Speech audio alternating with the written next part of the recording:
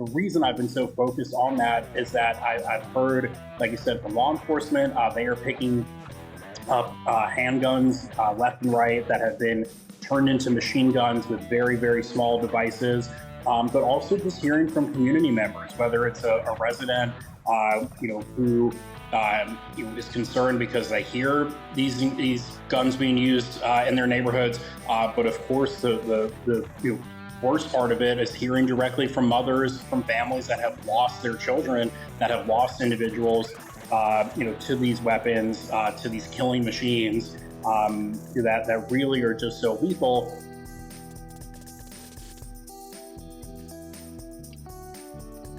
Alrighty, welcome in, kiddos. It's another fantastic week. Your favorite political podcast. It's Alabama Politics This Week with Josh Moon and David Perkins. All right, before we get into the ass kicking that was the first presidential debate between Donald Trump and Kamala Harris, we need to first tell you about some other folks who kick ass, and those are our fine friends over at Wind Creek Entertainment. They sponsor this baby, and listen, we're very appreciative of them and what they do for us and what they do for all the people in the state, and we're very proud to be aligned with them in this and some other ventures, hopefully in the very near future as well. And so we really like them. And listen, y'all should check them out. They've got 3 great locations in the state of Alabama. They are in Atmore, they are in Wetumpka, they are in Montgomery. You can go, you can play the electronic bingo machines that they have at their facilities there. And when I say facilities, I should say resorts. Okay, that's what I mean, because they are triple diamond rated resorts. These are not just some facility that you're going in to play electronic bingo. These are really nice places. They have the fantastic spas that are some of the highest rated in the state and in the country. They have restaurants that are really good for you, and that you'll enjoy your stay. So if you're going to check out let's say you're going to Auburn. I don't know why you would at this point. Let's say you're going to Auburn for a football game because you're, into self-harm. Stop over in Montgomery or Wetumpka and stay. Or, if you're headed down to the beach for the last few nice weekends of the fall. We go down to the beach in the fall a lot. Matter of fact, we're going to go down in October. And so it's a nice time to do it. Stop at Atmore, hang out, see everything, man. It's you won't regret it. Go and see them. Look them up online at Wind Creek Entertainment and book you a stay. All righty. Okay, before we jump into this, I need to roll back to one thing you just said. So, sure, isn't it a little early to be so masochistic as it relates to Auburn? And no, not when you lose to Cal. It's not. It's okay. Not. All right. No. Okay. No. All right. No, it's listen, I hope I'm sitting here in late November saying, hey, we got a shot at those playoffs. But I really kind of feel I'm going to be, I'm going to draw a blank. Jim Mora, for the old coach of the Colts. It was playoffs.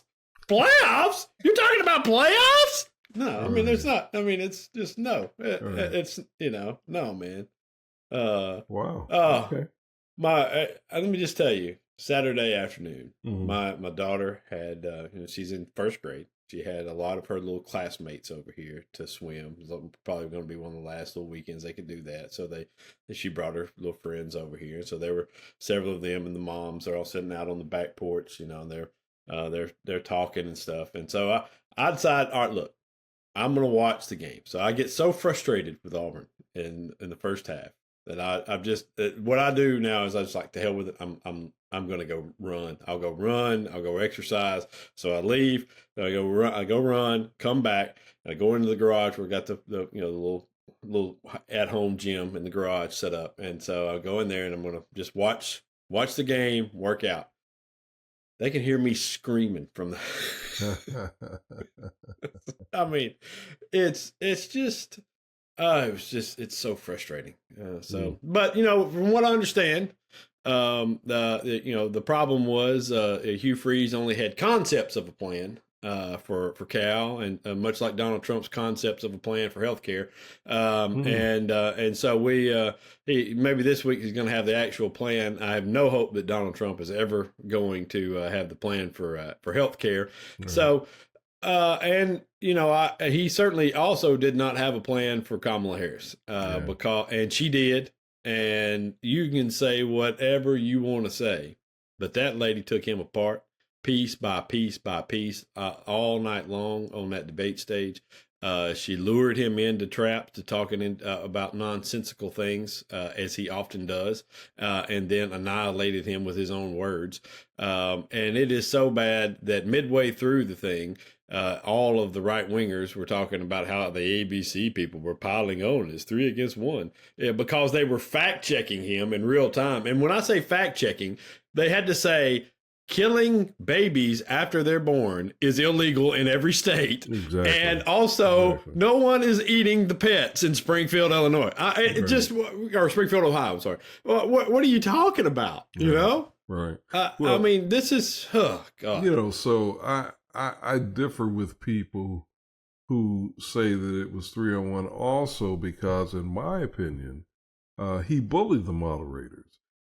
He was able to get them throughout the whole debate to always allow him basically to have the last word, which I found really problematic. I thought they did a very poor job of managing him and utilizing the mute button the way they were supposed to.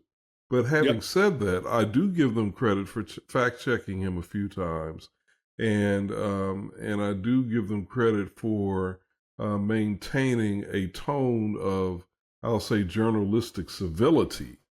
They did that. They did that well. But I think that really, in my opinion, Josh, this was Kamala Harris's debate to lose, and she won it. She won it solidly. She stuck to her plan, like you said. She started off slow. I thought she should have come out swinging. She didn't. And you could also tell that her mouth was a little dry. She had some nerves, those first third of the debate. But I think once she really, about, like I said, about a third of the way in, I think she started really to find her footing, and she started throwing punches, and she also was smart with the jabs and the pivots. I thought she did real well with those. And Trump, meanwhile, was Trump, which meant that basically between the lies and looking crazy, he did what he's always done. But here's one thing that I saw that I had not noticed from Trump in any other debate, and that is he also displayed some real clear indications of anxiety. I noticed about, I don't know, maybe 2/3 of the way in or half of the way in, 2/3 of the way in, he had perspiration on his upper lip. And I thought that was a clear sign that he was realizing that he wasn't getting the kind of traction and having the kind of impact that he needed to have. Yeah, I think you're right. I think he clearly knew that he was having his ass handed to him. And he did. Look, I mean, it's, that we can, obviously we both, and people, this is no secret, we both want Kamala Harris to become the next president of the United States. I mean, and I don't, and even more so, I don't want Donald Trump anywhere near the White House. I would like him to be thrashed in a Reagan-esque loss that just annihilates him and puts to bed this entire MAGA nonsense for good. And so, yes, but at the same time, I do believe that we are realistic enough and objective enough that to say, whether or not, the debate was good or bad for a particular candidate. And, and I don't think we're alone in our observations of this debate here. Everyone who looked at it, including I wrote today about the folks at Fox News. I watched that for a little while last night. Brit Hume, Brett Baer, even that goofball Jesse Waters, really? That, I mean, that they couldn't. Well, yeah, I mean, it was obviously they hedged, and they would say, well, this is only one night, this is only, whatever, and and then there were some points in here that Donald Trump made, and but overall, as Britt Hume said, this was a very good night for the vice president. This was her night, and when they're saying that, it was a very good night, and when they're making excuses about the moderators or trying to claim that she had an earpiece in or that she was fed the questions, and you can say whatever you can say whatever you want to. She was fed the questions all she wanted, but nobody made Trump scream about people eating pets. Okay, they're eating the pets. They're eating the pets. It's just he looked like a crazy person. I saw it on television. Yeah.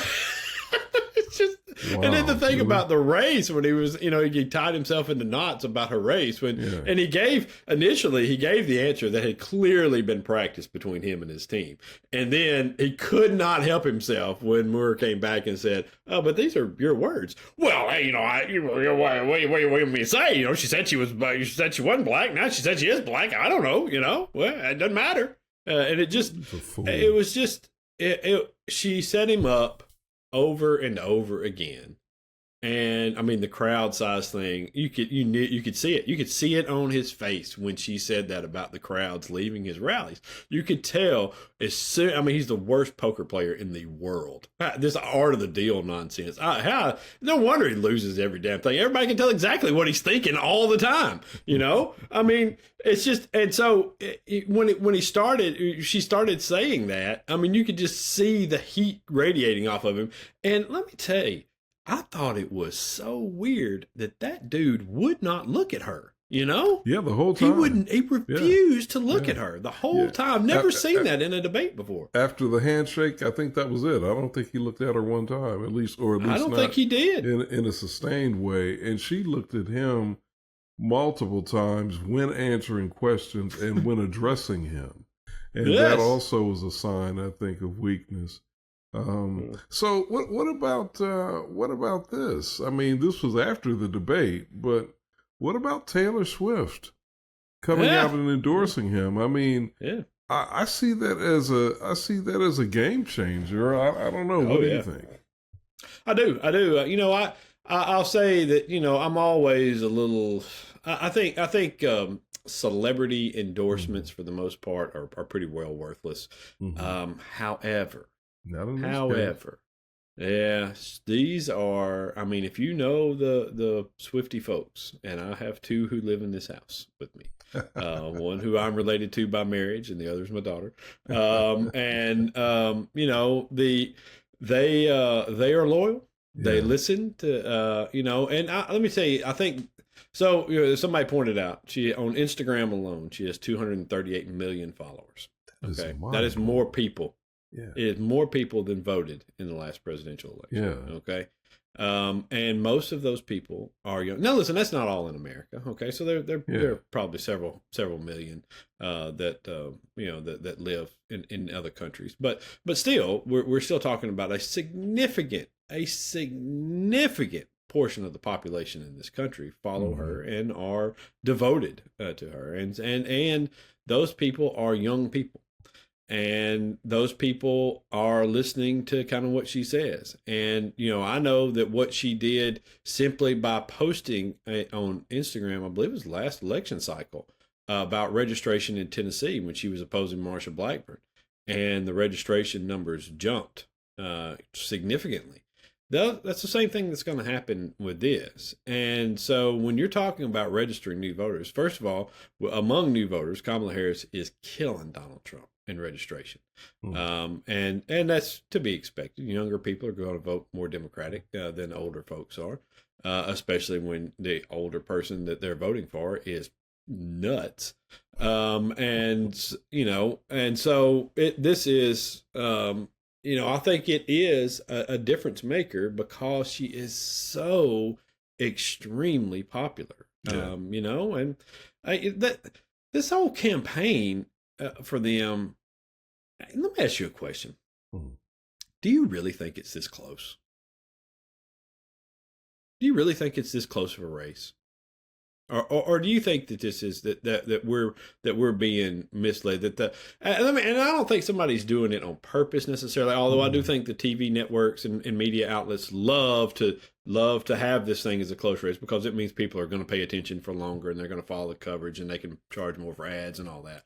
But what I wonder is this: I wonder if they got burned in 2016 over the Trump hidden vote, people that were ashamed to admit that Donald Trump was their candidate. And then they came back with these corrections. And as we saw a little bit in 20, those corrections kind of went a little too far towards Trump.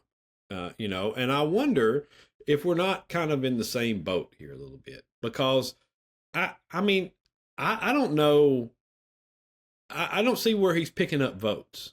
It's the same old shtick. He's not as popular as he was.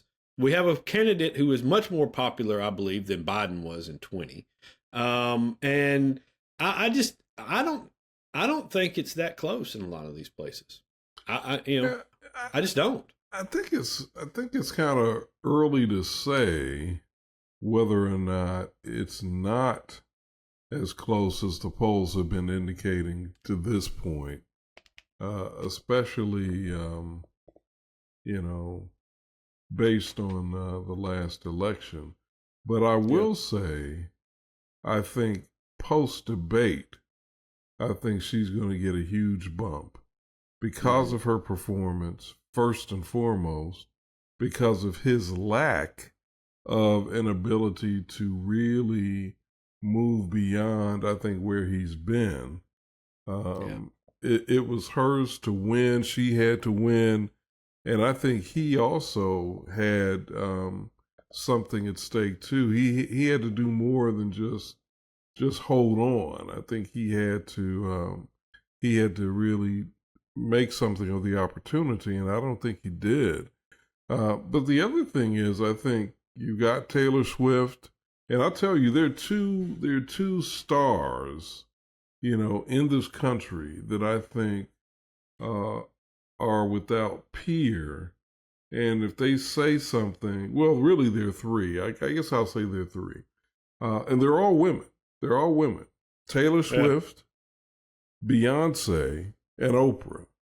I think they all have impacted the culture to such a degree that people think about what these women say they believe in, and in a way that transcends politics. I would put Michelle Obama in there, but Michelle Obama does not transcend. I don't know that she transcends politics, but I think Oprah has been proven to transcend politics, and I think Bey and Taylor Swift do as well. And if those are any indicators, he's really in trouble. Yeah, well, listen, first of all, I take great offense to you leaving Kid Rock off that list. But my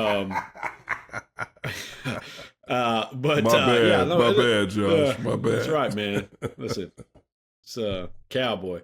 But yeah, I think you're right. I think you're right about that. I think those folks, do make a difference. They have very loyal followings, of people that follow them. And I mean, it just, you can see it through the marketing of their products the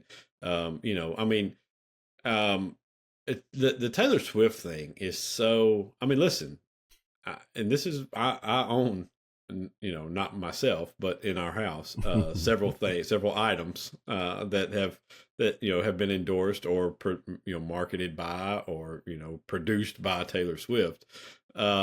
And for no other reason that I can see than it just has Taylor Swift behind it, and it's just, I'll give you an example. All right. Let me just, because I had no idea about this stuff. So I don't know if people who are not in the Taylor Swift camp know about these things. All right. So she has these cardigans. Are you aware of this? That she has cardigans that she produced, that come out that are aligned with the albums that come out. Okay? Oh, okay. Interesting. Yeah. Okay. There are these things come out, and there are a limited number of them apparently. And they're not, overly expensive, $80, $90, something like that. Okay. But if you don't get one, then you're going to pay. And I mean, significant. Yeah. I mean, $300-400 for these things, for some of these cardigans that people are selling on eBay or on, some of these other sites, Poshmark sites and things like that. Wow. Yeah, man.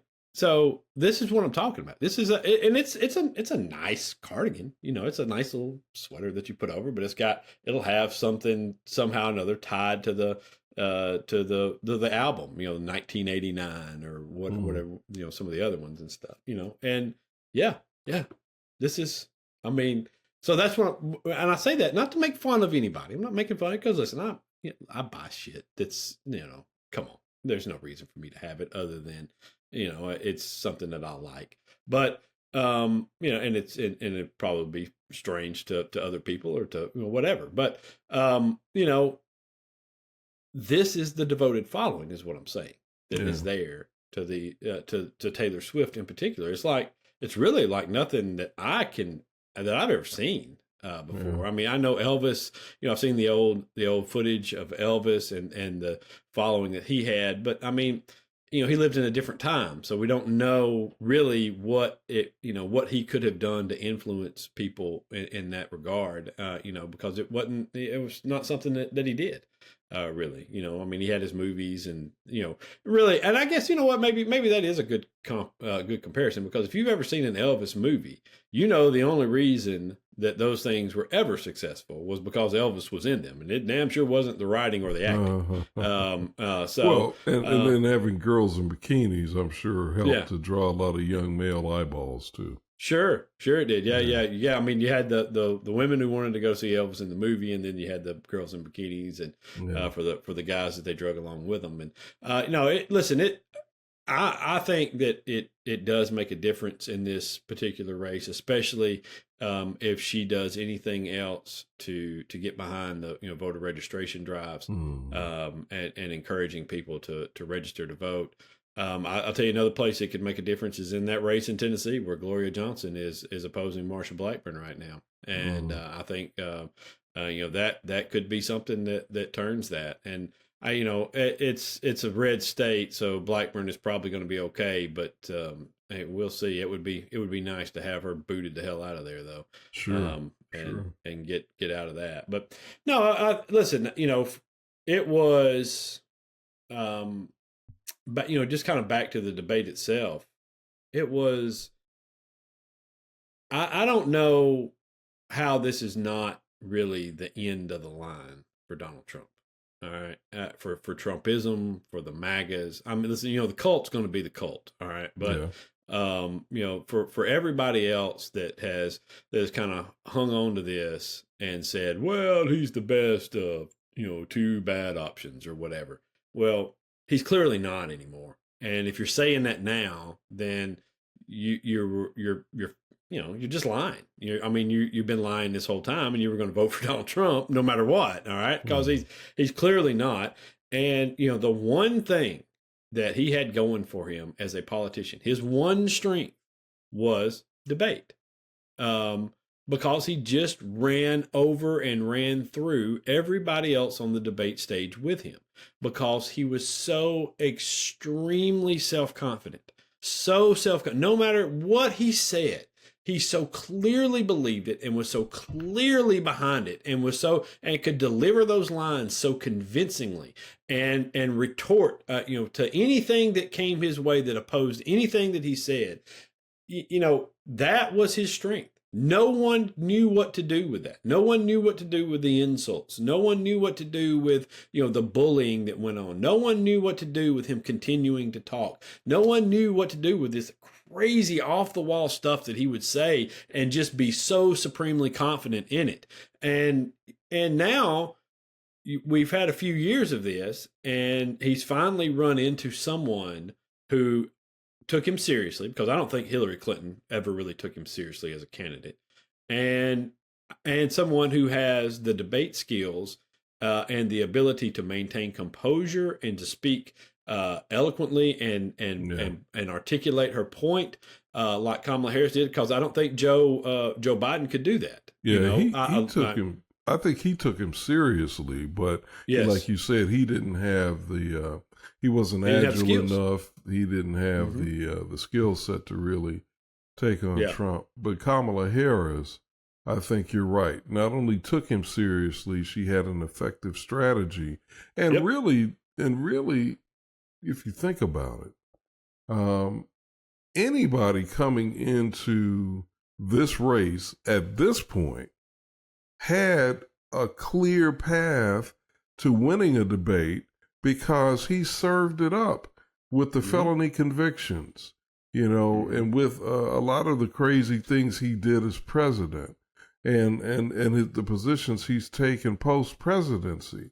The fact that he continues to try to justify January the 6th. I mean, so there was a clear path. I mean, he served up many things that might appeal to the hardcore MAGA folks that do not appeal to the rest of the nation, even conservative people. So No. Yeah, and that was, and we're not just saying that because that was also in my hour of torture of watching Fox News last night. I noticed that was one of the things that they continued to bring up as well, was the fact that there are certain things that he talks about that are extremely unpopular with everybody. One of those being that he continues to say that he didn't lose the election. That is apparently, I guess there is polling that they have done that has showed them that is extremely unpopular among even right-wing voters. And especially independents out there, they do not buy it anymore. No one believes that nonsense. And when they have apparently had clearly told him to stay away from it. And if you've noticed in the past couple of weeks, he's gone away from that, this thing was stolen from me, and into this, oh, I lost by a hair. Oh, I lost by a whisker. And saying that. And now he's reverted right back to that. This is, of course, on top of the Truth Social post I think a few days ago, where he, threatened to jail his adversaries, and the voting, for over voting fraud that doesn't exist. I mean, and so we have this, this guy who is not disciplined, and that, I think that's one of the things that they noticed in studying him over the years is he's not going to be able to maintain his composure through 90 minutes. He might do it for 9 minutes, but he can't do it for 90. Right. And so you just keep hammering away at certain things, and he is going to break apart eventually because, and let's also be honest here. When you said that, that there's a clear pathway, the lying, okay, the lies only hold up for so long. Okay, they can only stand up for so, and if you've got to do so much to continue to push those things, at a point they sound absurd to a normal person, and that's what she really, really killed him with last night. Was just this. I mean, it was just brutal sometimes. Well, and I think she also understood him perhaps even better than he appears to understand himself, because it was predictable that his ego and his narcissism were going to be a problem for him. And that's why she was able to push certain buttons. That's why she was able to have that as a strategy to return to certain topics, because he's made it pretty clear over the past, since he's been campaigning, really, and for certain since he was president, that, he's obsessed with things that only a deeply, deeply narcissistic person would be obsessed with. This whole thing of crowd sizes, like Barack Obama joked about during the DNC. I mean, it's a little bit of an obsession. Or, a little bit of an obsession. Not this much. Right. I know it's weird, man. It's weird. It's just the whole campaign is so weird. That we're now. Honest to God, just stop for a second and think about the fact that a moderator in a U.S. presidential debate had to pause for a moment and say, "I'm sorry, but the there are no reports of immigrants eating the pets. Right. I mean, it's just it just what are we doing, man? Yeah. And just I honestly, it's what took place was just as I said, it was just a thorough, absolute ass kicking, and it's as weird as anything. Or not, it's not even weird. It was just the thing that should have happened a long time ago. That's what it was. It was this. It was finally the debate that Donald Trump deserved, and I'm just happy that God saved him from the bullet so he could experience it. So, all right, I'll tell you what. Let's slide out. We'll come back in just a minute with Representative Phillip Ensler, who's going to come on and talk about some gun legislation and some other things political around the state, and we'll get his thoughts about the debate as well. So we'll be back in just a minute. Alabama Politics This Week, brought to you by Wind Creek Entertainment.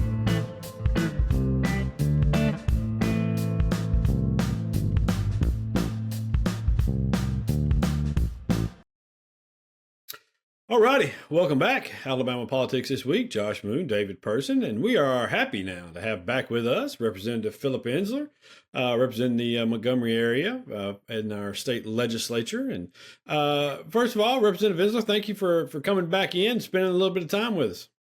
Absolutely, always good to be on with you guys. And I know the last time I was on was in the middle of the legislative session, so nice to catch you at a little bit of a calmer time.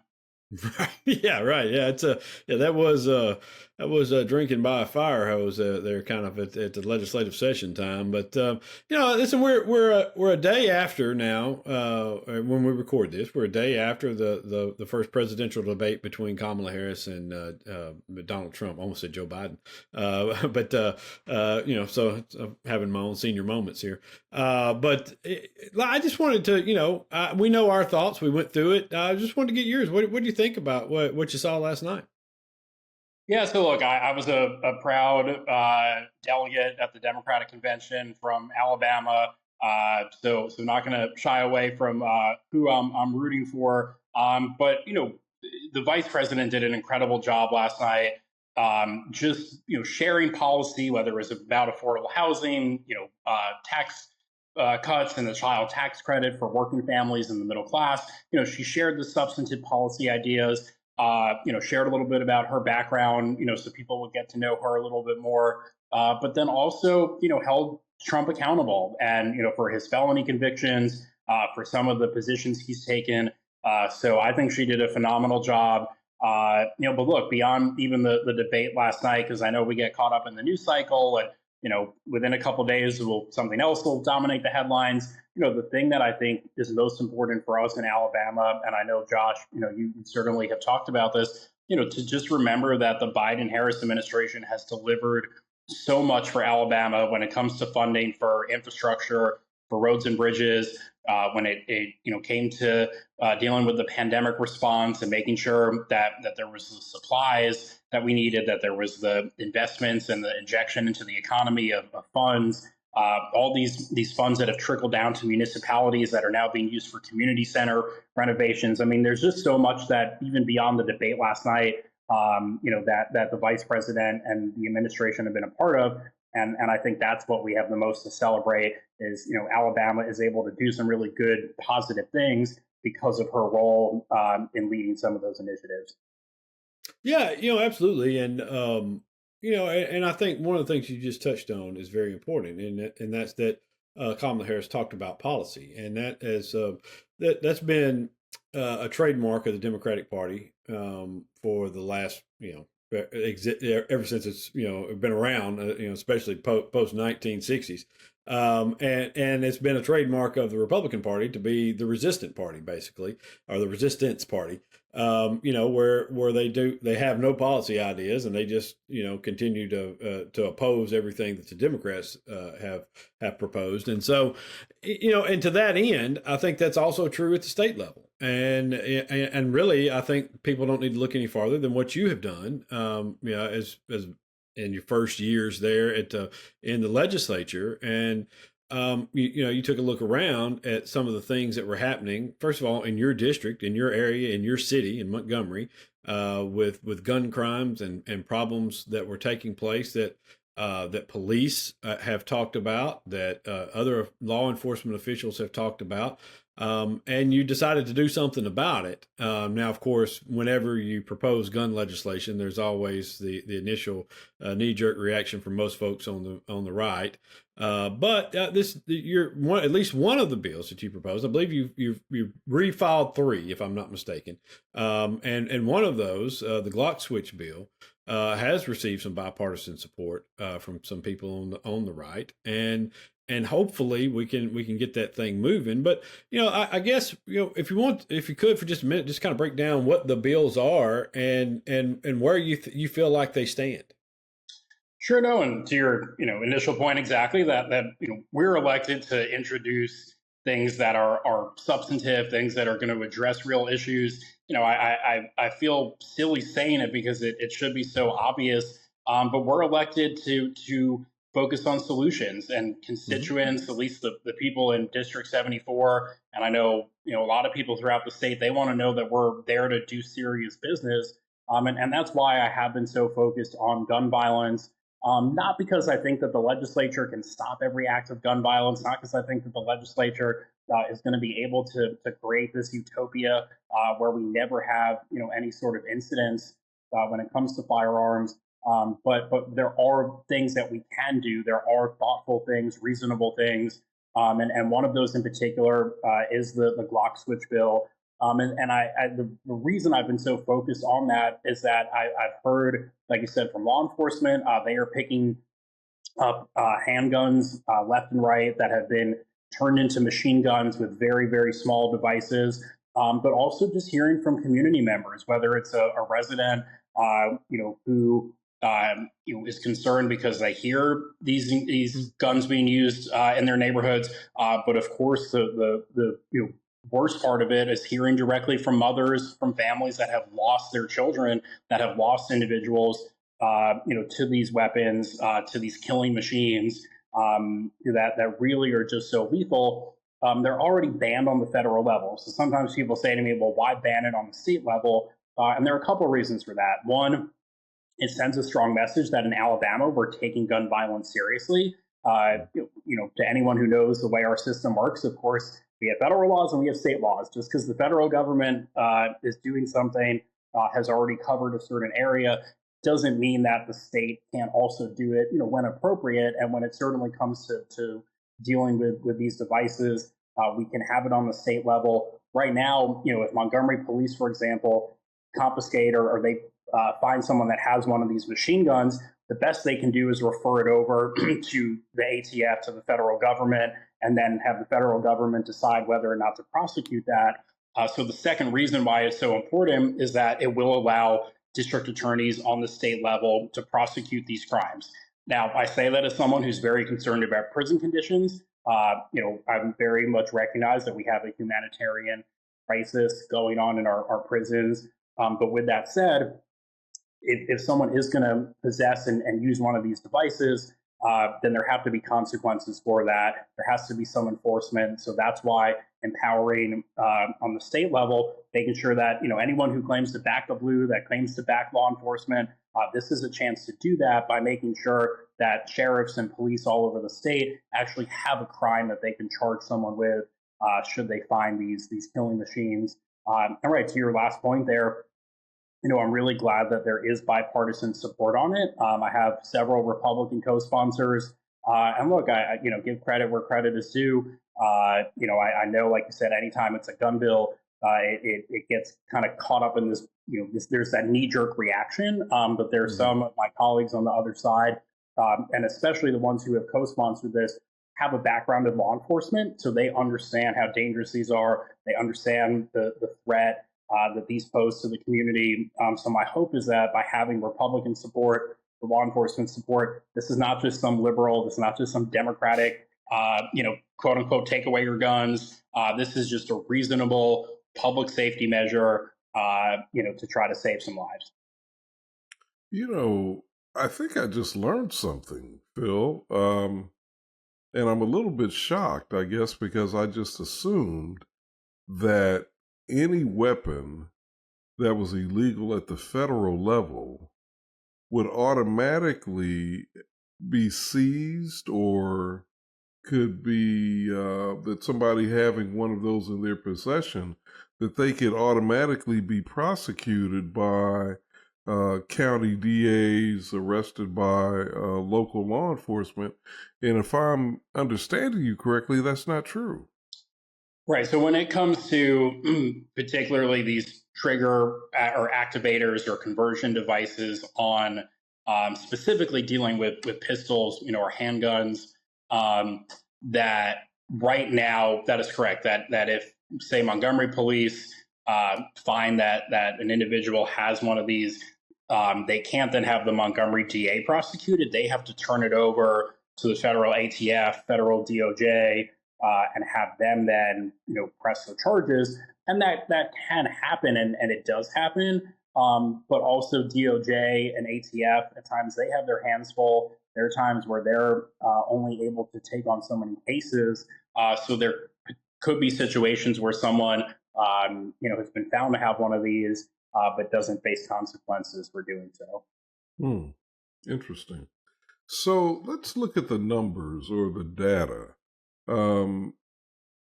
What do they tell you, or what have they told you that led you to think I need to pursue legislation on this? Yeah, and it's absolutely rooted in the numbers there.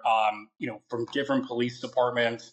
The numbers that I've been giving are that they have seen an increase anywhere from 100% to 500% as far as what they've seen year over year. And depending on the size of the city, that can be anywhere from having 51 year, to 100 the next year.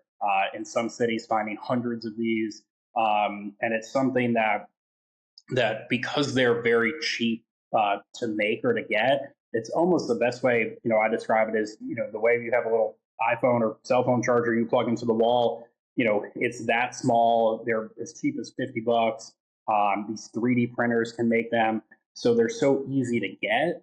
So that's why they are proliferating so much. But something that could be important here is that having more of a metric. ALEA, the Alabama Law Enforcement Agency, is very supportive of this bill. Something that we may look into is making sure that ALEA, are having the agencies track it a little bit, more, just to know even for sure, the issue statewide. I wanted to also ask you about whether or not this is mainly well, I don't know how to phrase it. I'm just going to say an urban problem. In other words, is this a Huntsville, Birmingham, Montgomery, Mobile problem, or is this something that can be seen in other parts of the state as well?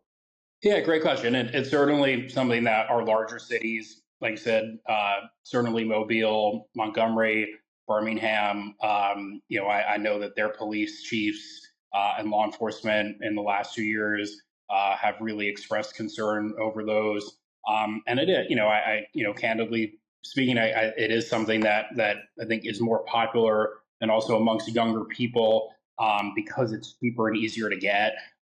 So it's already easy to get a pistol in Alabama. So all they have to do then is easily and cheaply get one of these devices. And I think amongst young people, especially, it's kind of taken on.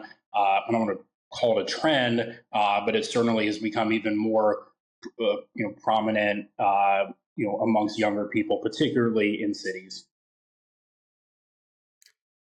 That kind of is a good transition to something else I wanted to ask you about, and that's you're there in Montgomery, you represent a district in Montgomery, and more importantly, you're a resident around there, and so you see there's been a lot of talk, there have been a lot of attacks on Stephen Reed, the mayor in Montgomery, and and a lot of criticism of things that are going on in that city, and as I've told people a lot, well, look, there was a lot of crime when Todd Strange was mayor as well. I don't know that there's any more crime today than there was then. There are certainly problems that have taken place in the city. There are certainly issues that need to be addressed. And I think this is one way of doing it. And I know recently they've passed an ordinance in the city requiring a photo ID for anyone possessing a handgun, to be in possession of a handgun.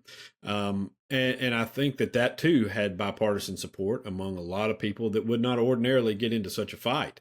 And so I just wonder if we've maybe crossed a threshold here, or a tipping point, I guess I should say, where we've started to kind of throw out some of the old, us versus them, gun regulating, they're taking my guns, sort of stuff. And people have sucked it up and said, listen, we've got a real problem with the number of firearms we have in the hands of people who don't need to have firearms. And we've got a problem with, as you've pointed out, these switches on guns that are making them into essentially illegal weapons, certainly at the federal level. And I lived there for a long time, and I could hear, we lived in a pretty decent neighborhood, Cloverdale. People are familiar, we lived in old Cloverdale down there, and you could sit on the porch at night at my house, and man, you could hear the automatic fire coming. And I mean, there's no mistaking it. It wasn't fireworks. Todd Strange kept telling me it was fireworks. It wasn't fireworks. And so, I wonder, do you get the feeling now that we've crossed this point where people are starting to put aside some of those old holdups that they've had on when it comes to gun legislation? Yeah, great question. I think within the city of Montgomery, again, as a resident here, I certainly think that there's more of that support for something needs to be done, or things need to be done to address it. And right. I've been pleasantly surprised by people who I know are either more moderate or Republicans, who are supportive of the Glock switch bill. And for that exact reason, that they say, look, I'm all for, of course, we have the Second Amendment. Of course, we have a right to have a pistol, to have a handgun for self-protection and have that at home, etc. But what they recognize crosses a line are these weapons of war, these killing machines that can inflict so much havoc and so much suffering and so much death.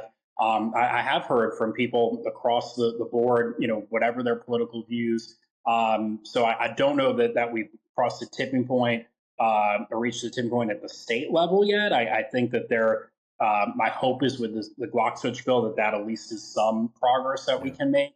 Because again, the fact that there are Republican co-sponsors on any sort of gun-related bill, I think is a sign of progress, even if it's very incremental. So I hope we're moving in that direction. But I know that it's still going to be an uphill battle. And look, I know a lot of residents in Alabama, including Democrats who maybe have some more conservative views on certain things. I hear all the time, even from Democrats, that say, well, it starts at home. We need more pastors involved. We need more of the church involved. I hear that, again, from people who are politically more to the left. So I think there's still that mindset of, yes, there's a big role that that government, can't play, or there's a big role to play for individuals, families, the community. But then I think to the extent that there's a recognition that the government can play some role, there's a little bit more openness to it. And I hope we continue to move in that direction. And the last thing I'll say on it, and I think I talked about this, one of the previous times I was on, dealing with gun violence, there's not one bill or 10 bills that are going to, magically stop all of it. But there are a lot of different things we can do that collectively can then make a difference. I think one of the things I'd love to see more of is conflict resolution. Making sure with our young people, we've gotten some funding in the budget to have that in schools. But before you even, deal with the gun side, before you even deal with, getting to that point of making sure young people, have the skill set where if they get into an argument that they're not going to, go pull a gun, that we have, the support out there that if they're going through a tough time or going through something, that they have mentors, that they have adults that they can talk to. So there's a lot of different things that we can do, but we have to have the courage to do it. And for anyone who says, well, oh, it's still going to happen or people are still going to commit it, well, my response to that is, well, we have stop signs, we have speed limits, we have all sorts of things. People are going to break the law, but it doesn't mean that you don't have them to try to deter it, to try to stop it in the first place. So all that to say, Josh, I hope that people are becoming more open. Certainly in Montgomery, though, like you said, there's regardless of political affiliation, there's a sense that something and some things need to be done. Yeah, I gotta ask you. Go ahead. Can I slide this in real quick, Josh? Sure. I just gotta ask you, man. As a church-going person, I had to kind of smirk when you said people are saying they want pastors more involved. What is it that they're thinking the pastors can do to pray the guns away? What are they talking about? I think that there is a sense that if people had more of a moral foundation or a religious background, if they were more involved in church, if pastors were spreading the gospel and were really doing this outreach to young people, to bring them into the church, to help mentor them, that if there's that moral foundation, that young people in particular may be less inclined to pick up a gun. That is certainly what I hear from people. But at the end of the day, and I had this conversation yesterday. I was at the former JD High School, what's now JAG, and I was talking with some students about it, and we got into this debate about whether dealing with some of these assault weapons, dealing with these box switches can make things safer. And one student argued, and they said, well, no, people are gonna, they can use a knife or they can use another weapon to harm someone. And I said, well, wait a second. If someone comes in with a knife, sure, that can be dangerous, but compared to an assault rifle, that's a huge difference as far as the threat and how much harm they can inflict. So I think, David, to your exact point, that at the end of the day, these are dangerous weapons. They are machines that are designed to inflict harm, and we have to make sure we're dealing with those as well. Yeah, I mean, I'm all for prayer, Bible study, whatever, church services, whatever. But I just think it's a little bit, human nature is human nature. It's a little bit naive to think that after thousands of years on this planet, and especially in this country, where violence has been so woven into the culture, it's all over our media that we consume, our entertainment media. We've refused to, by and large, we've refused to take the problem seriously. I mean, of course, present company accepted. I don't know. That struck me as kind of odd. Again, as a church-going person, that just struck me as odd. Yeah, I think it's one of those things that people say in lieu of actual action. I think it's the thoughts and prayers kind of thing. It's a nice feeling, it's a nice thought, but it ultimately is not going to do a whole lot. And go. I'm sorry, Philip. Go ahead. Yeah, no, and I'll just quickly say, I emphasize this part a lot. That I was elected to be a lawmaker. It's literally in our title, or to be a legislator. That means, to do it in a reasonable way, in a thoughtful way, in a evidence-based way. But right, it's there's no excuse, or there's no reason why we shouldn't do our duty, which is to propose policies, things that actually can move the needle a little bit. And that's what I share all the time. I say, look, I wasn't elected to be a preacher. I wasn't elected to be a writer and just think about it. I was elected to be there and to take action. Yeah, well, listen, we're happy that you are, and we hope you keep it up and keep doing the things that you're doing. I hear from people all the time from down in Montgomery that talk about the good things that you're doing, that they visited with you, that they talk to you, that they feel like you're listening to them, and addressing the things that need to be addressed in the city. And man, from them and from me and from us, we appreciate all that you do, and hope you keep it up. And thanks for spending some time with us. Yeah. Absolutely. No, we got to keep doing what we can. So thank you guys. I appreciate it. All right, thank you, Philip. All That right, is Phil. Representative Phillip Ensler. He is one of the best, and I'm happy that we were able to get him in the legislature from Montgomery. And I know that seriously, I hear from people all the time down around there that talk about him and what he's done and how he's done it, and he's been a real help to a lot of folks down there. All right, let's slide out. We're going to come back. We'll wrap this baby up. It's Alabama Politics This Week, brought to you by Wind Creek Entertainment. Back in a minute.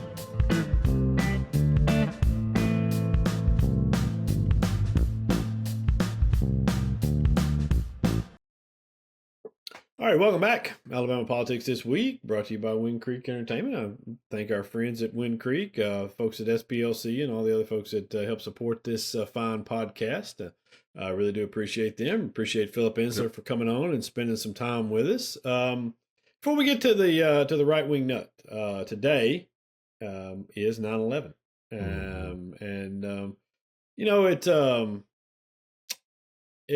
I think we're getting to the point now where we have a lot of people in the country, of course. You always sound like an old person saying these sorts of things, but we're getting to the point in the country where you have a lot of people who weren't alive. When 9/11 happened, were so young that they don't really recall it. I was in college myself, and all right. So actually, I was just out of college, I guess I should say, or I had been out of college for about a year or so, but still living in a college town, working at the Montgomery Advertiser, and working at a newspaper at that time was pretty well insane.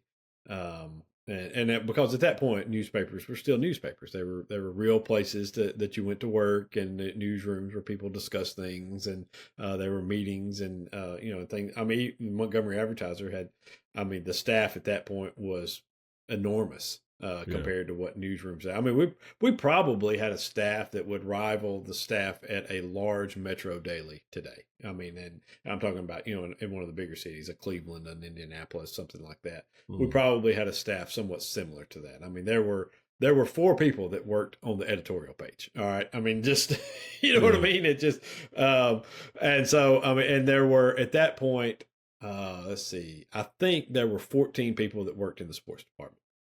Alone. So this was a nice sized newsroom, and so we that thing happened, man, and it took you a little while to figure out what was going on.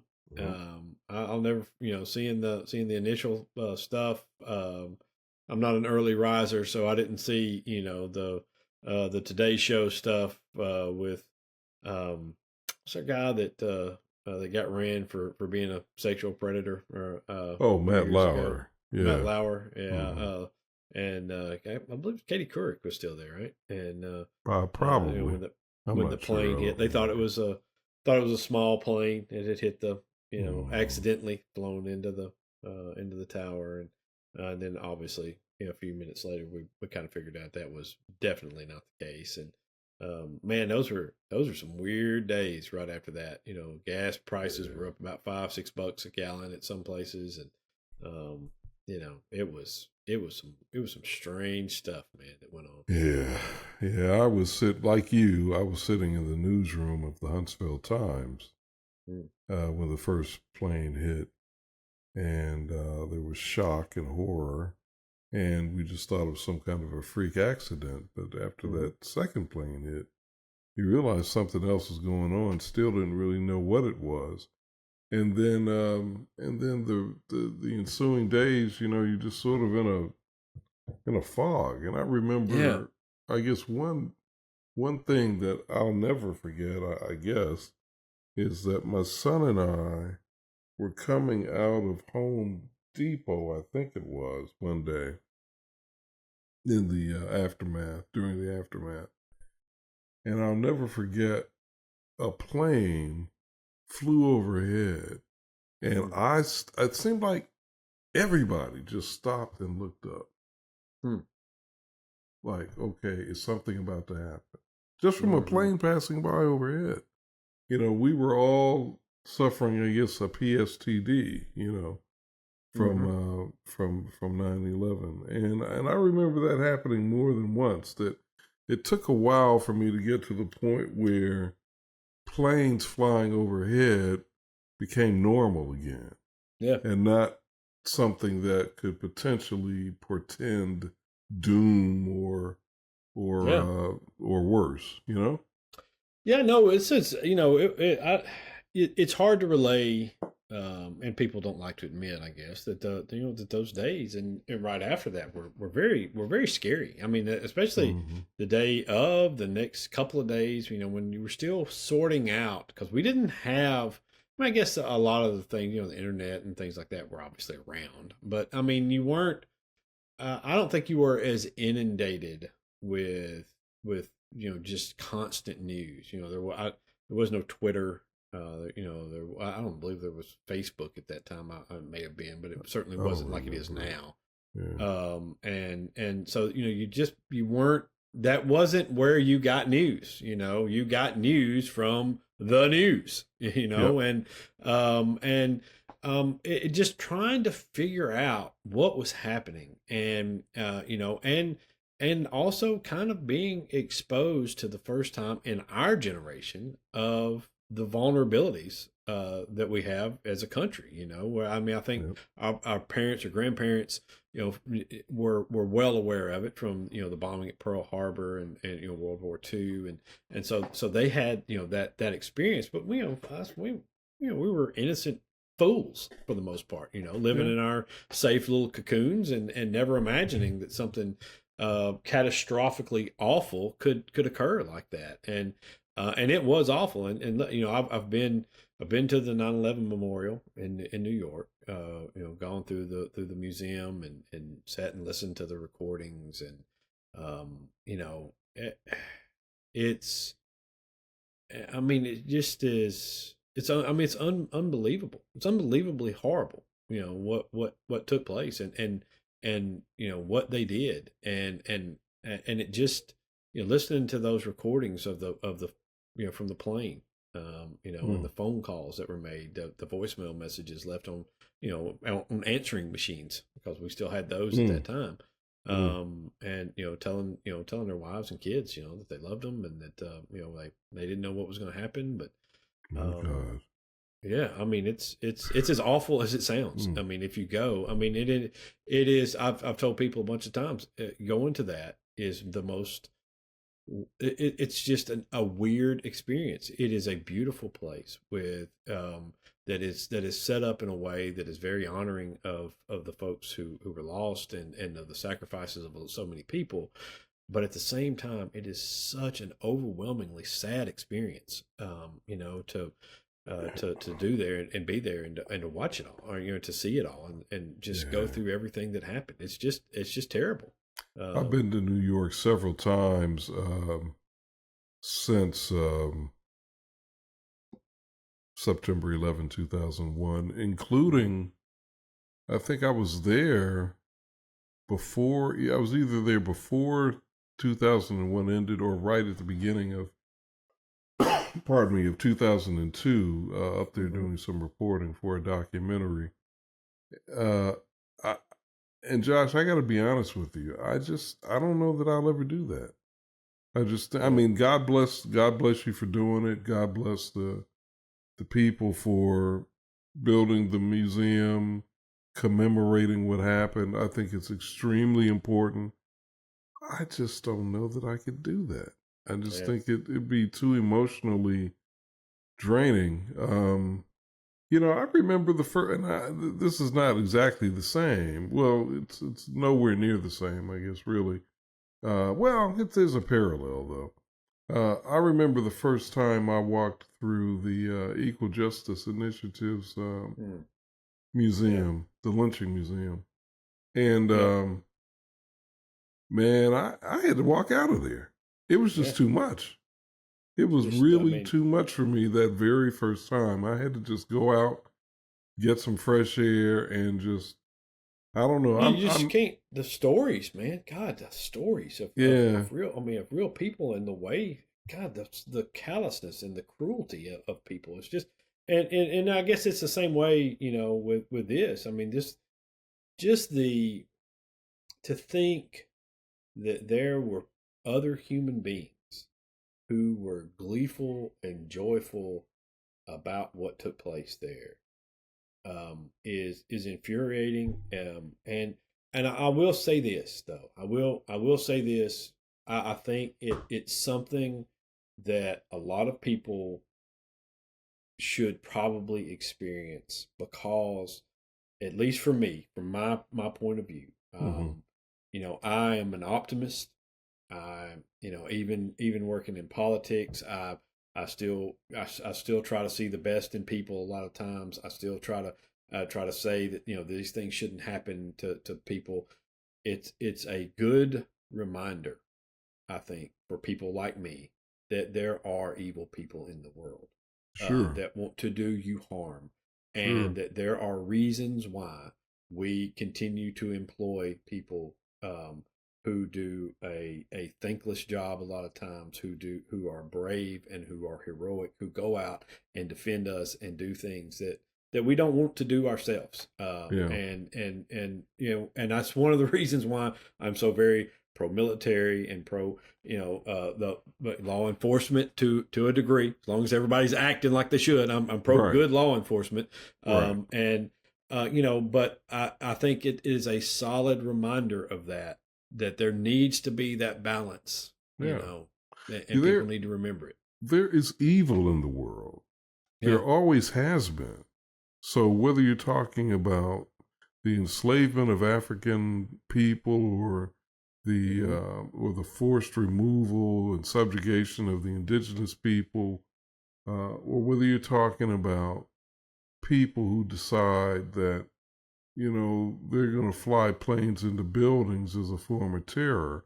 There's evil in the world. So you got to Yes. have military, you got to have intelligence services, you got to have law enforcement.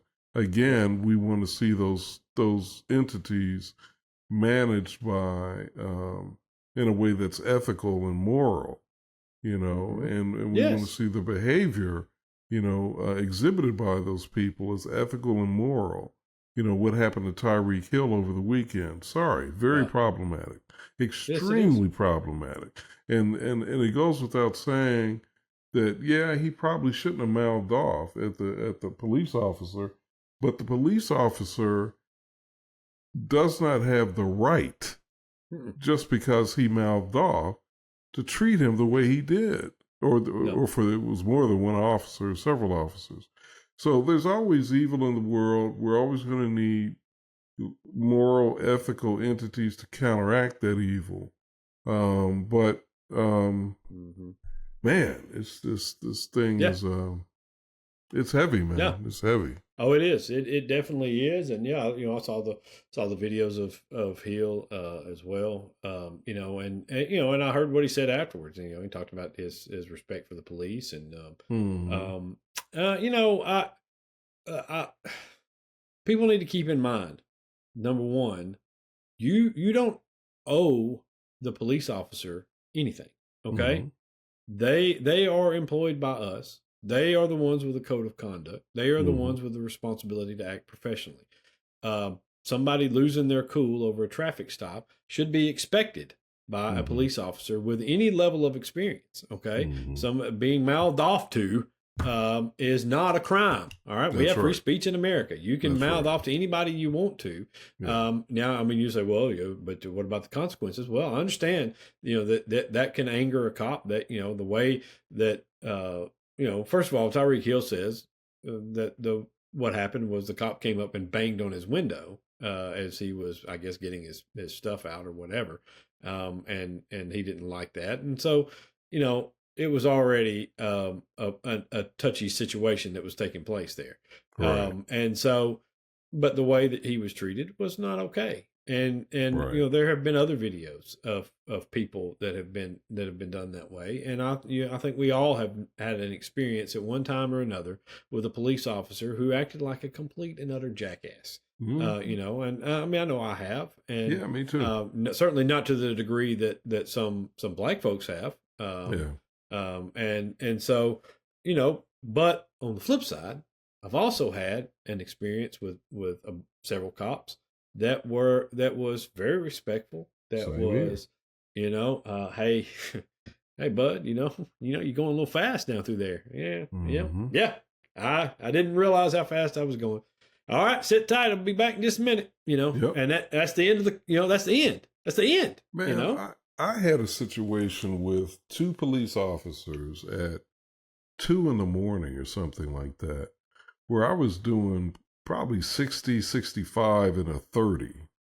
Mm-hmm. And I was trying to get my then first wife, to the emergency room. And at the same time, I was being sued by a cop because of a column that I'd written for the Huntsville Times. Well, And I got to tell you, the two officers that stopped me could not have been more polite and respectful, and they were under no obligation to let me go without a ticket because I was clearly in the wrong and I knew it. But they said, you know what? Slow it down. You'll get to the emergency room. Just slow it down. And they let me go. Yeah. And that wasn't my only positive experience with police officers, but that's one that stands out because of everything that was going on. So I'm with you. I've had more positive than negative, but have I had negative? Oh yeah, I've had negative. Yeah. Well, it's just like every job, man. I mean, it's just like every profession out there. A certain percentage of the people that are employed in that profession are going to be morons. I mean, it's just the moron, equation. Okay, I mean, that's the way it is. I mean, really, like the Pythagoras theorem, the moron equation. Yeah, it's the moron equation. I mean, listen, this is the way it's going to happen. All right, it's the moron equation. You're going to have a certain newspaper reporters, a certain percentage are going to be morons. Police officers, a certain percentage are going to be morons. Politicians, it's how it works. It's just life, and and so you're going to have those interactions with people, and you're the same way. It reminded me, I got pulled over right in front of the Montgomery Advertiser one day by a cop who walked up to the car, and before he even started talking to me, said, well, Mr. Moon, I've been waiting on this day.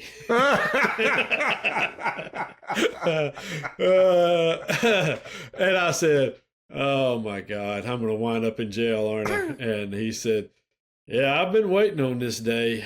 I just wanted to let you know how much I appreciate what you wrote about my son. And his son had been playing football for somebody, and I'd written something nice about his kid. And so, it turned out to be a very he did not give me a ticket for failing to signal a turn as he was going to, which I told him I didn't even know was a crime still in Montgomery. So I was like, man, all this other stuff going on out here, and you pulled somebody over for failing to signal for a turn, and he said, I just wanted to talk to you. So, nice. It was very nice. I listened, but, on the flip side, like you said, I had a cop at the Magic City Classic, Birmingham police officer, chest bumped me in an effort to get me to push him back one day because we had an argument about the parking pass situation. Oh, wow. I was, all the parking passes are wheel call for this thing at that time. I don't know if it's still that way or not, but I wanted the traffic was crazy. I wanted to pull to the side, go get my parking pass, come right back, hand it to them, and go park in that parking lot. And you don't have a pass, you're not getting in here. And it's one of those things. And so I just pulled to the side of the road right there and parked. And he was screaming his head off, and I went and got my ticket. Oh yeah, and he was like, "It's gonna get towed." And I was like, "Well, if you can tow it in this traffic before I get back, tow it." And so I went and got it and came back and gave it to him, and he was hot, man. He was he was hot. And as I got out of the car, he come up and just kept doing the little chest bump thing, trying to. And I was I called my editor at the Advertiser and was telling him what was going on, and I was like, put him on speaker. That's a great story. I think it's the difference between being a white man and a black man in Alabama. I just don't think I'd have made it that far through that scenario without being slammed to the ground and handcuffed. I don't think so either. With a knee in my back or on my neck. I don't know if it was the race or the media thing because at that time I think people still thought a little differently about the media, and media was still a little more powerful, I think, at that particular point. And I think that might have been me being on the phone with an editor, and letting him know that I was on the phone with an editor as this was taking place. Because I saw him. The reason I made the call is I saw him running after me as I was going to park, and so I knew he was about to do something crazy. And I called my editor and was like, "I think this guy's about to try to arrest me." And he was like, "What's going on?" So I said, "Let me put you on speaker." So this is my editor from the Montgomery Advertiser on the phone, and he just kept and dude, he followed me from the car all the way to the gate, and continued to kind of run into me. And at a point we were kind of joined by a couple of other media people who were like, "Dude, what the hell is happening here?" and I was like, "Yeah, he's got a problem with me parking to go get my oil call pass." And so yeah, it was kind of crazy, but things happen. We didn't go to jail that day, which I was thankful for. And so yeah. All right. Right wing nut this week. Our right-wing nut is Tab Bowling, the mayor, for now, of Decatur, or I guess really the sometimes mayor of Decatur, who has done everything wrong that you can do. And I wrote a column about Tab Bowling and the way he's handled this situation over the Stephen Perkins shooting in Decatur. And there was a right thing to do that would have ended all of this. And he's refused to do it. And he knows. I think this is the thing that has gotten Bowling to where he is. He knows he's wrong. And it's eating him alive that he knows he's done the wrong thing and not addressed this as he should have. So what is that right thing that you believe he should have done? He should have fired Todd Pinion, the police chief, and cleaned house over to Decatur Police. I mean, nobody who looks at this thinks what has gone on here should not have been. So I mean, if he had come out and said, Todd Pinion has resigned, everybody would have said, "Yeah, that seems about right. Yeah, that seems right. Yeah, that's what right. And we're going to make some changes. We're going to bring somebody in that is more community oriented. We're going to reconnect with the community. We're going to make sure that some things happen in this police department. There's going to be some oversight initiatives that we put in place. We're going to have a citizens review board that comes in and takes a look at some of this stuff. They're not going to have complete authority, but they're going to share authority with the police officer board that we're also going to put in place. I mean, it's idiotic that we're still sitting here doing this, and they're acting like, "Oh my God, what should we do? Why are these protests continuing outside my house?" Shut up. You solve the problem. You had officers, including some high-ranking officers, go to the scene of this shooting that took place when they shouldn't have been there. They knew it was against policy for them to be there. It was against the law for them to do what they did. They broke the law to be standing in that man's yard, which is why they were fucking hiding behind his house when he, to do this. They were hiding, and he sprang out. The cop that shot this guy, who was a rookie, and you almost, I don't want to say I feel bad for Marquette, the cop that shot him, but he was put in a terrible situation by people who should have known better, by people who were above him, who took him to this scene and told him what to do. And then when he acted ignorantly himself, everybody backed away and let him take the fall for this. All right.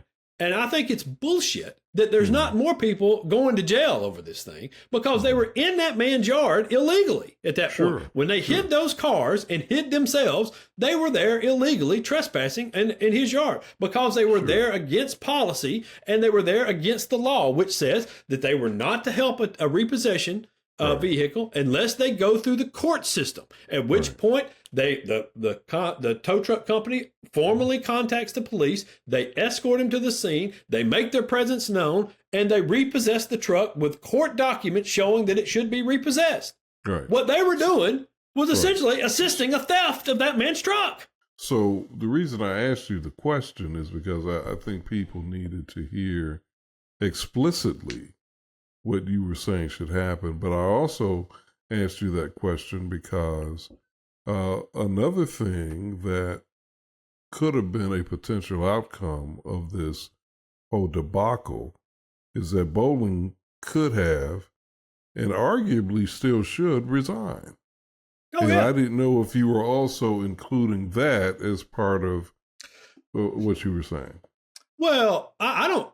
Okay, I don't hold Bowling responsible necessarily for what took place. Okay, I think the responsibility for what took place at that scene lies with those officers who went there and with the administration above them. Because, and I'll say this, I think there should be more people held accountable and fired because of that statement that they put out. All right, where they tried to lie and say that Stephen Perkins refused an order to drop his weapon, an order that was never given, as we all found out from the security cameras that came out. And they tried to pin it on the innocent man who died in his front yard doing nothing wrong. Absolutely nothing wrong. Right. He didn't do anything wrong. Now, the reason I bring up Bowling resigning is that Bowling offered to resign. Yeah.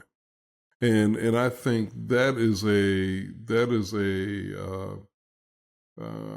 you may want to call it a fait accompli.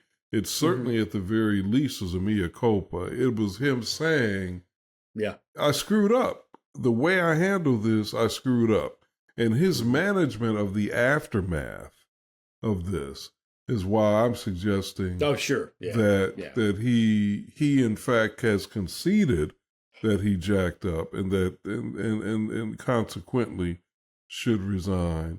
And then he actually offered to do so. Mm-hmm. Yeah, and listen, I think that's all true. That's perfectly stated, and all of that is true. What he did in the aftermath of this was stupid. All right, the way he handled it was dumb.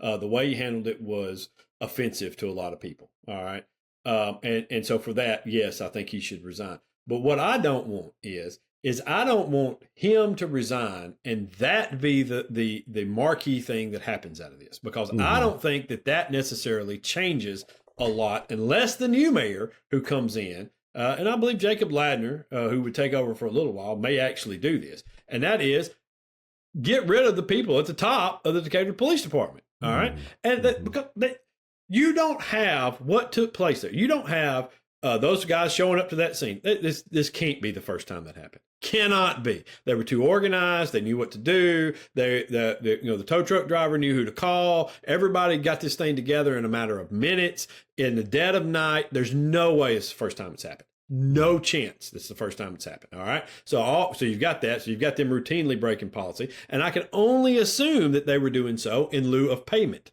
from the tow truck company. Okay. That's the only way that I can see that these folks show up to do these sorts of things is somebody's paying them to do it. All right. They're not going out there on their own free will and hanging out to do something that they should not do according to department policy and that violates the law. There's no chance that somebody's not paying them. So just to be crystal clear, because I've never heard that thought introduced into this discussion before. And I'm not just talking about you and me. I mean, anywhere. Right. You're suggesting that perhaps the tow truck companies are paying police under the table. I don't want to say under the table as though it's illegal, because there are a lot of companies out there that pay police officers who are in off-duty situations to be at certain events, certain things that happen for security. But they're on duty, though. Were they not not necessarily. No, like for example, there's a big thing where a lot of police officers make money. Is in serving in a capacity as security, and they're if I'm right, and I have to go back and look at the exact thing. Josh, they were in uniform, were they not? Sure, right, and I think that happens. And they were in marked cars, were they not? They were, but I think that happens within some police departments where it is allowed, and I would have to go. We would have to. I think it varies from police department to police department. But let's say you're having a large party at a skating rink, because we used to have those in Decatur. There was a skate castle there, and the party. Whoever's putting on the party, hosting the party, would be required to pay for security to be there. And most of the time, that security would be off-duty police officers who show up in their uniform in their squad car, and sit out front, sit or walk around the place to make sure everything's okay, and they're just there for that. Now, I believe that that is typically contracted through the Decatur Police Department, and that they farm these things out then to officers who sign up to do extra duty to make extra money. So I believe there's some official capacity to that. And I also think that there are then also other places that do it. Sometimes these things get to be a little too informal. And that's where you have some problems that sometimes come in, where a nightclub will hire this person or that person. There have been instances in some cities of strip clubs hiring officers that show up with their car, and hang around the strip club and stuff. And they get paid to do these things.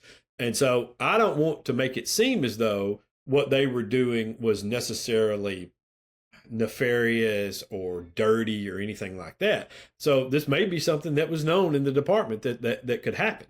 I don't know.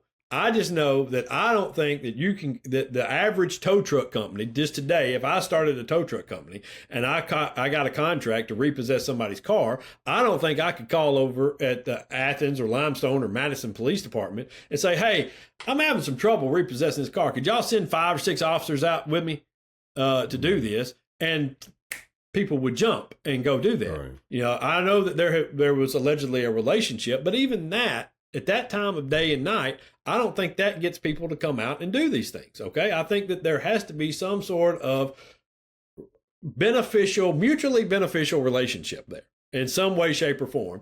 And to me, as I've said many times, the answers to all of your questions is simply money, usually. Okay. And I think that that's what it is. I don't have any evidence to say that. I just think it's very weird that these folks showed up like that to do this thing that they shouldn't have been doing, that was against policy, in the dead of night, and put themselves in that position. So I think, but in saying all that, my point was, you've got all these people doing this.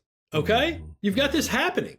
You've got all of these folks doing it. And then when it goes horribly, horribly wrong, you then have the brass at Decatur PD putting out a statement to the press saying, oh, well, they were there, on the scene because of a confrontation that took place between the tow truck driver and the citizen. And the citizen then came out with a gun. He was ordered to put it down. He turned on police and they shot him dead.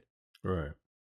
All of that was basically bullshit. Right. Okay. Right. All of that. And so had it not been for those security camera videos that came out and hit the web, they would have continued to cover this up. Sure. And so you have now this situation where all of these cops and all of their friends above them in the force have committed this crime against an innocent man in his front yard. And then they tried to cover it up and blame the innocent man. So who is ever going to trust the leadership in the Decatur Police Department to do the right thing again? You can't do it. Nobody trusts them. Right. And why would they? Right. Well, certainly not in the Black community. Nobody does. Yeah. No. Yeah. Hell, listen, I don't think even in the majority of the white community, there have been, I can't tell you how many times, like I said, I grew up in Decatur. I still have a load of people who are Facebook friends and actual friends who live in that city and who don't think like me politically. All right. Although we're still friends, much like Taylor Swift and Brittany Mahomes. So, but they, on this topic, there is almost universal agreement. Okay. No matter what some bootlicking dude on the radio says, or what they've tried to spin or anything else, there is almost universal agreement that what took place in that yard in Stephen Perkins' yard was 100% wrong. Yeah. That he was an absolute victim of just a horrible circumstance. And what the Decatur police did in trying to cover it up was unforgivable for those people in charge of doing that. And no one would be angry if you fired the police chief. Except maybe the police chief and his family, but still. Yeah. He'll get a job somewhere else. He didn't do the crime, so he's employable still, but he led a department that tried to cover it up. Fire him, clean that up, and get to business. I mean, What is so hard about this? Yeah, no, look, that's why I brought up the whole thing with the mayor resigning. I mean, it should have been done. Should have been done. And you know what? Someone else brought up to me another point, which is, this is not the first problem that they've had. We also had a police officer go in and punch a business owner because he thought he was the criminal, and then they tried to doctor up the body cam footage because they thought that could save them in the thing.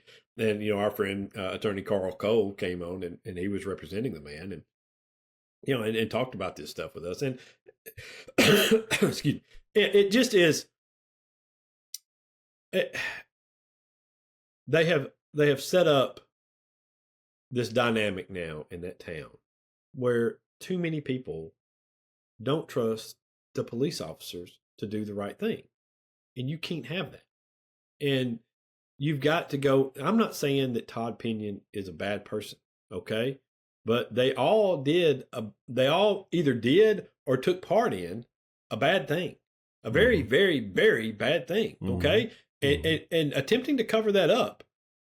Even if you come back later and admit, oh, yeah, we made a mistake. Sorry about that. Sorry about it. You remember when we blamed the dude who didn't do anything? Yeah, sorry, we missed. No, that's not how that works, okay? Right. That's a gots-to-go situation. You got to get out. That is. I agree. So, yeah. I mean, and Bowling running around now acting as though these poor people are just terrorizing my grandchildren for no reason at all. No, there's a reason. You haven't done the right thing. You haven't settled any of the problems. Yes. None of the problems have been addressed. So I love it when a white man gets enraged about racism and rants and raves the way you just did. That does my heart good. Thank you for that. Yeah. You're welcome. Listen. There's one thing I'm good at. It's ranting and raving. So maybe that's two things. Is that two things? Ranting and raving. If there's two things I'm good at, it's ranting and raving, baby. But all right. Listen, my rant's over. Unless you've got anything else you'd like to add. No, just and if you want to rant some more after we turn the cameras off, that's okay. It's all right. No. I only do this for money. Don't say that. People will believe you. Just kidding. No, they won't. They know they ain't better than that. I've ranted too much, man. They've seen me rant on Facebook. They've seen me rant on the V. They've seen me rant in print. They know I'm not ranting for money. I mean, that's a good point. You've just been you're a ranter. That's what you do. Yeah, that's right. Yeah, social media, just ranting all the time. I'll rant for anybody, man. Yeah. All righty. Till next week. Y'all be safe out there.